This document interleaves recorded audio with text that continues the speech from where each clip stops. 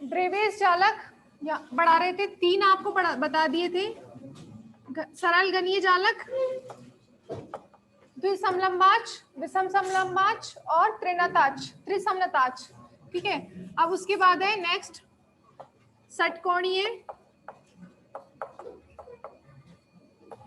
षटकोणीय crystal निकाय।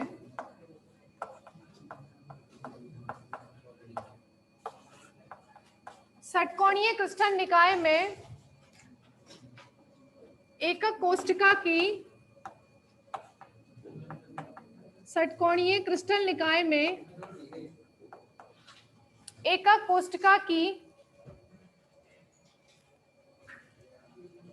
कोष्ठिका की दो अक्ष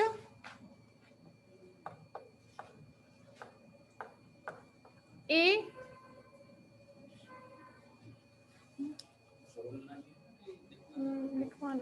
दो अक्ष ए और बी बराबर होती हैं।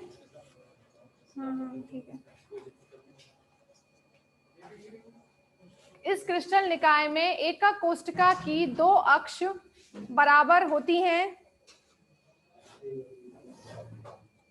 तथा अंतराअक्षीय कोण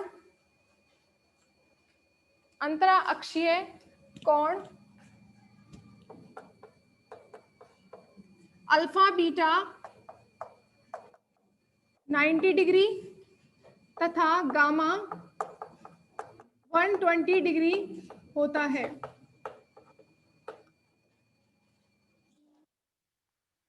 ठीक है, तो तीनों अक्षों में से दो अक्ष बराबर होती हैं, सी नॉट इक्वल होती है अल्फा बीटा 90 डिग्री के और गामा 120 डिग्री का। तो षटकोणीय संरचना बनानी है आपको। इसमें इस क्रिस्टल निकाय में इस क्रिस्टल निकाय की केवल एक अभाज्य कोष्ठिका होती है। अभाज्य लिख सकते हैं यहाँ, सरल घनीय। इस क्रिस्टल निकाय की एक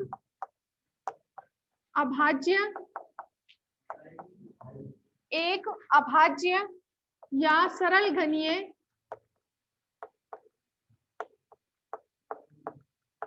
संरचना होती है।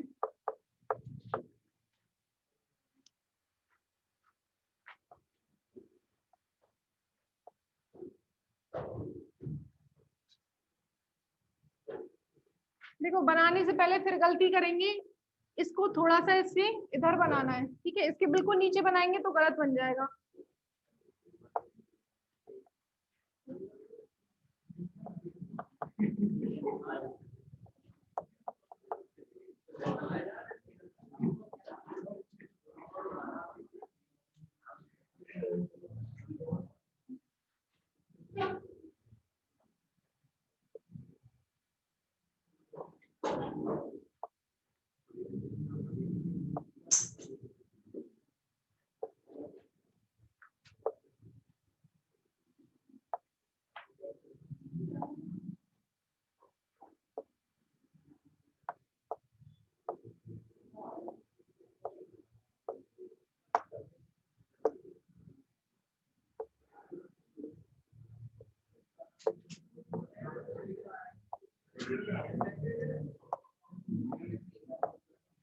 ये एक षटकोणीय क्रिस्टल निकाय।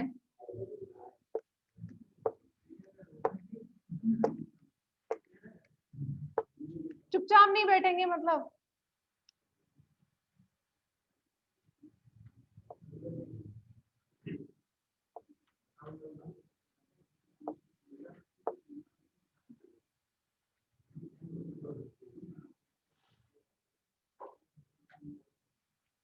अब दिख रहा है इसमें ये वाला एक क्यूब,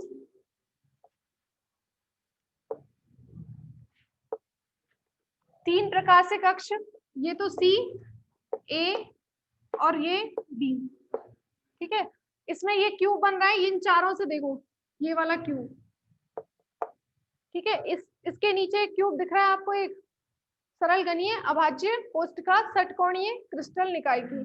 क्यूब ही तो बन रहा है इसमें, ये वाला जहां पर मैं अंडरलाइन कर रही हूँ वहां से देखो, दिख रहा है ये क्यूब।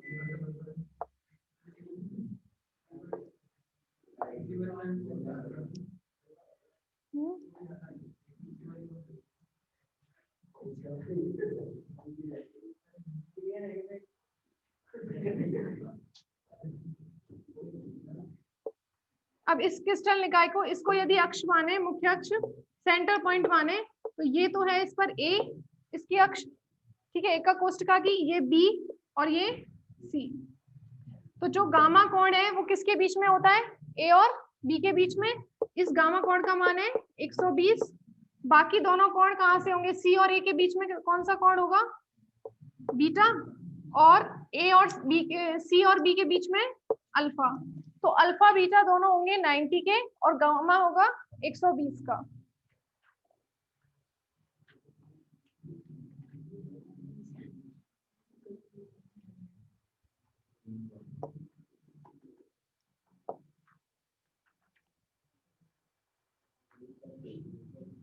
जो डार्क किया है वहां पर दिख रहा होगा आपको क्यूब वो।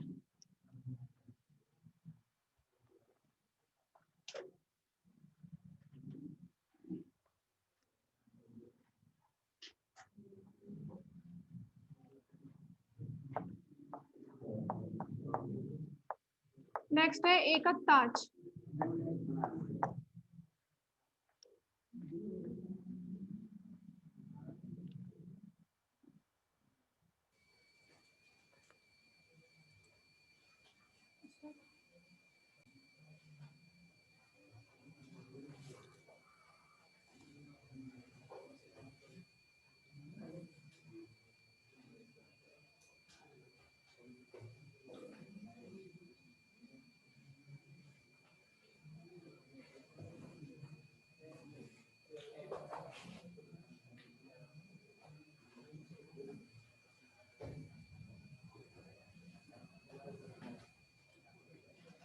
पूरे 3 घंटे में यही बना के आएंगे।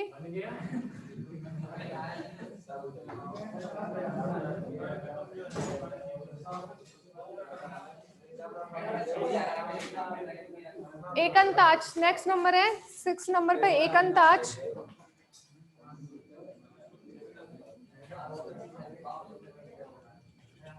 इस क्रिस्टल निकाय के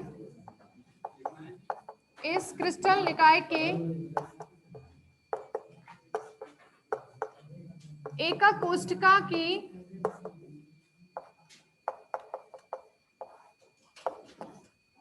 एका कोष्ठका में तीनों अक्ष, इस क्रिस्टल निकाय की एका कोष्ठका में तीनों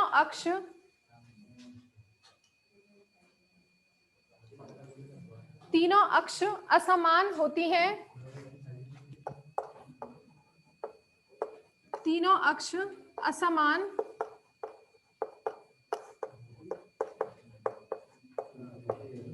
अक्ष असमान होती हैं, अर्थात A not equals to B not equals to C,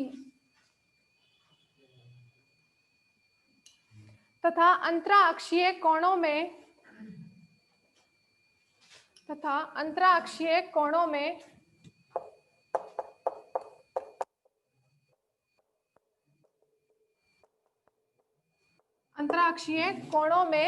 alpha और गामा दोनों 90 डिग्री के और beta not equals to 90 degree होता है।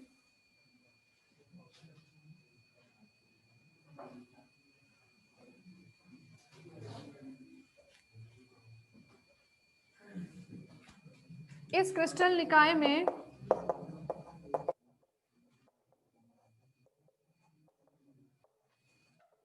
2 प्रकार के जालक होते हैं।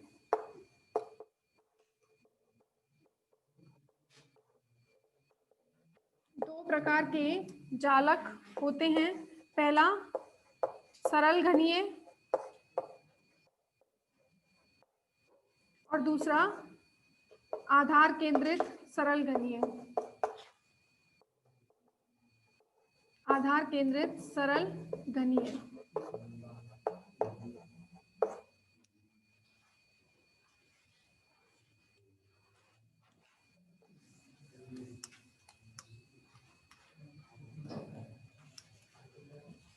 ठीक है, तो एकंताज में ए बी सी तीनों कैसे होंगे, असमान, और 2 कोण जो है वो 90 डिग्री के, बीटा 90 डिग्री का नहीं होगा। तो इस तरीके से बना सकते हैं। हाँ,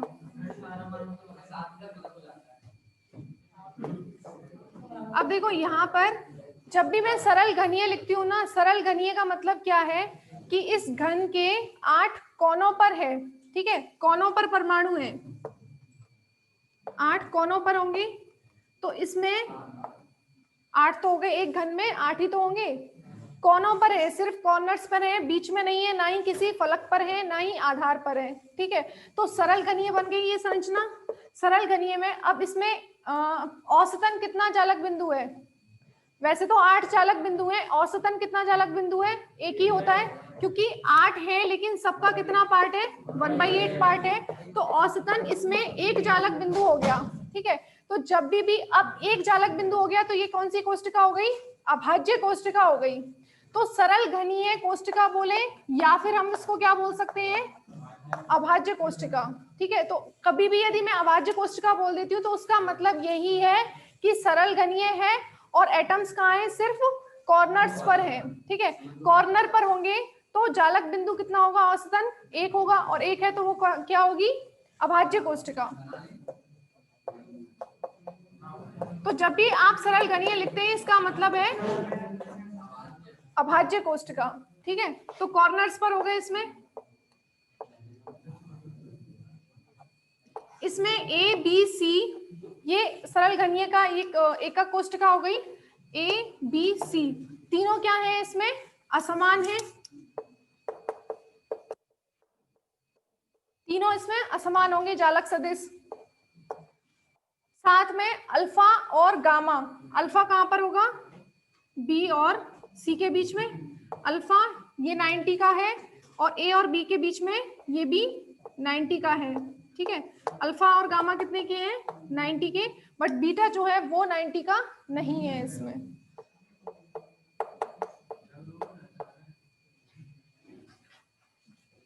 ये हो गया सिंपल क्यूबिक, यानी कि अभाज्य कोष्टिका। अब उसके बाद दूसरी क्या बनेगा इसमें?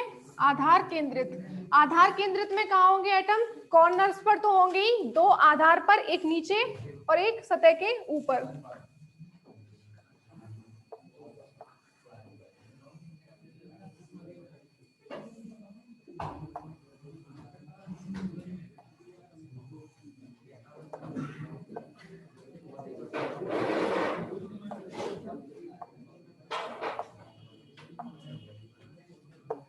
तो इसमें 8 कॉर्नर्स पर होंगे और 2 सतह पर होंगे, ठीक है। तो यहां पर आएगा एक, और एक यहां पर होगा, ठीक है।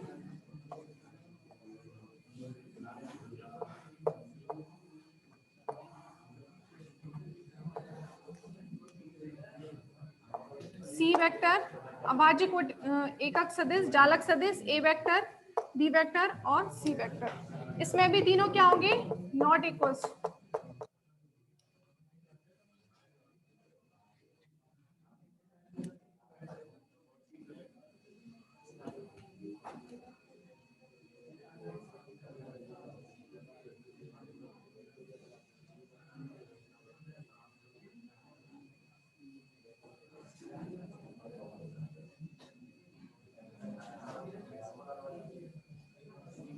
लास्ट है अब इसमें त्रिनताक्ष। त्रिनताक्ष में तीनों अक्ष बराबर नहीं होंगे और तीनों ही कोण भी बराबर नहीं होंगे। सरल घनीय समतल क्यूबिक सबसे पहले जो पढ़ा था घनीय, उसमें तीनों अक्ष बराबर थी और तीनों कोण जो है बराबर और 90 डिग्री के थे। और त्रिनताक्ष जो सबसे लास्ट वाला है उसमें तीनों अक्ष बराबर है नहीं है, और तीनों कोण भी बराबर नहीं है।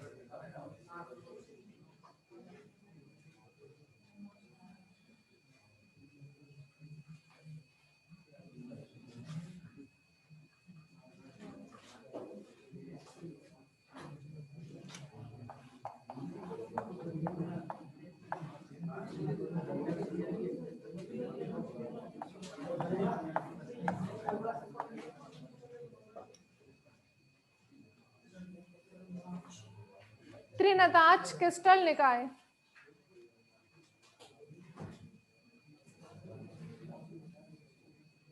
इस क्रिस्टल निकाय की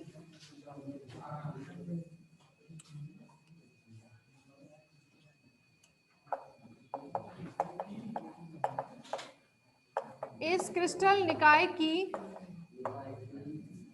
एकक कोष्टिका में तीनों अक्ष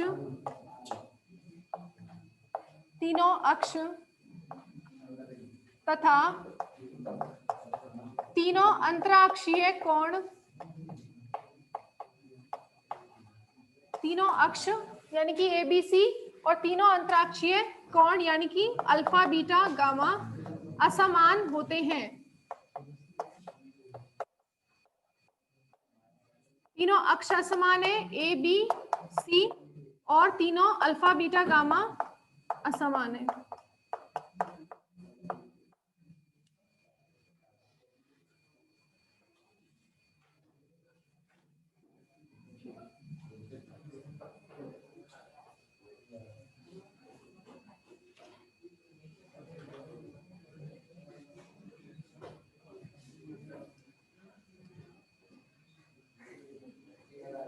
इस क्रिस्टल निकाय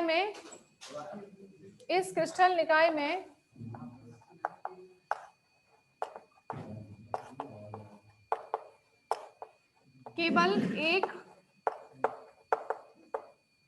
केवल एक जालक संरचना होती है।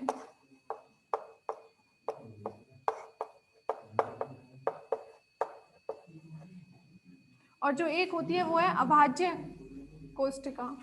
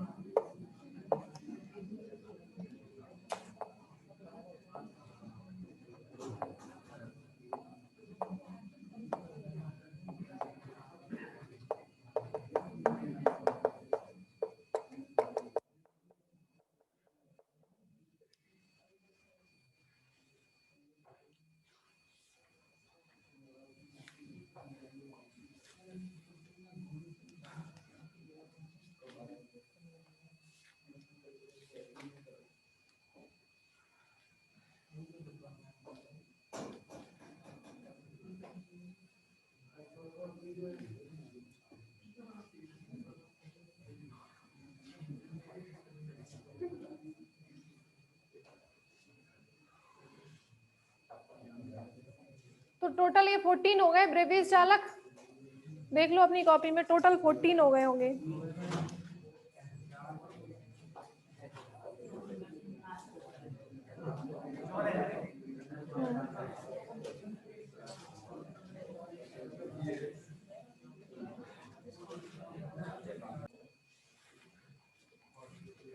नेक्स्ट टॉपिक है सरल क्रिस्टल संरचनाएं। सरल क्रिस्टल संरचनाएं।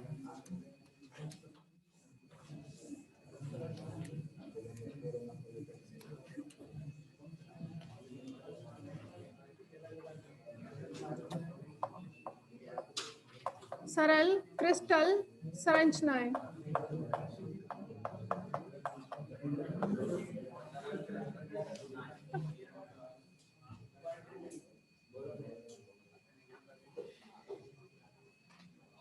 इसमें 3 संरचनाएं हैं। सबसे पहले सरल घनीय, दूसरा है अंतः केंद्रित घनीय संरचना और तीसरा है फलक केंद्रित घनीय संरचना। तीनों को पढ़ना है डिटेल में। तो सबसे पहले स्टार्ट कर रहे हैं सरल घनीय संरचना। सरल घनीय संरचना, उसके बाद पढ़ेंगे अंतः केंद्रित घनीय संरचना, फिर फलक केंद्रित घनीय संरचना। ठीक है, तो सरल घनीय संरचना के लिए सबसे पहले हम निकालेंगे समन्वय संख्या। ठीक है, समन्वय संख्या क्या होती है, ठीक है, वो देखेंगे। फिर उसके बाद निकालेंगे जालक नियतांक,